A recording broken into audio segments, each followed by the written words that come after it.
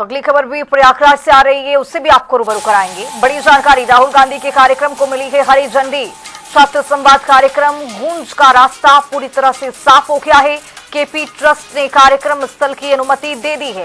KP trust अध्यक्ष चौधरी जितेंद्र नाथ ने अनुमति दी है। जिला प्रशासन की अनुमति के आधार पर यह मंजूरी दी गई।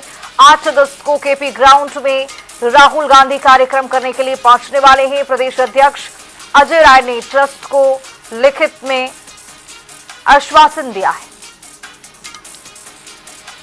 तो राहुल गांधी के कार्यक्रम को हरी झंडी मिल गई है और आपको बताते चलें कि छात्र संवाद कार्यक्रम गूंज का रास्ता साफ हो गया है। कल तक खबरें निकल करके सामने आ रही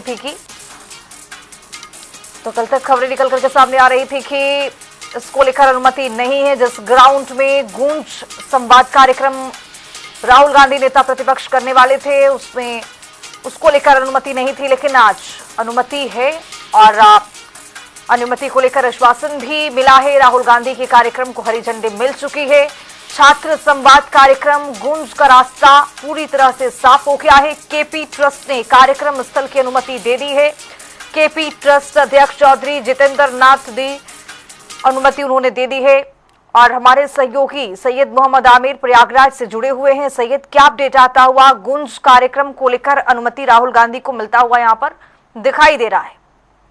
बिल्कुल, जिस तरह से हमने देखा था कि कार्यशाला में पहले भी अनुमति दी थी और जिसके बाद एक निरस्ती पत्र जारी करा था और अपनी टोकन मनी भी वापस लेने को कहा था, जिसके बाद राजनीति गर्मा गई थी। हाँ। और कांग्रेस नेताओं के जो बड़े नेता थे उनका मूवमेंट प्रयागराज हुआ और ऐसे में जिला अधिकारी प्रयागराज से और एडिशनल पुलिस कमिश्नर प्रयागराज से मुलाकात की थी। और उसके बाद कल अजय राय ने प्रेस कॉन्फ्रेंस करते हुए ये भी कहा था कि अगर अनुमति मिलती है तो ठीक है, अगर नहीं भी मिलेगी तब भी हम कार्यक्रम वहीं करेंगे, अब चाहे जो हो। आर पार के मूड में थे कांग्रेस के लोग। जिसके बाद कल देर शाम ये पत्र जारी होता है कायद पाठशाला से कि अगर आपको प्रशासन से अनुमति मिल गई है तो हमें भी कोई उस पर आपत्ति नहीं है, उसी के दृष्टिगत हम भी आपको अनुमति प्रदान करते हैं। इस तरह का उनका पत्र सामने आया और दोबारा उनको अनुमति मिल गई है केपी ग्राउंड में इस कार्यक्रम को करने के लिए। तो कांग्रेस के लोगों में उत्साह भी है और अब जो तैयारी है वो और तेज कर दी गई है। और राहुल गांधी 8 तारीख को प्रयागराज आएंगे। करीब वो 2 बजे के आसपास जो मिनट टू मिनट उनका प्रोटोकॉल है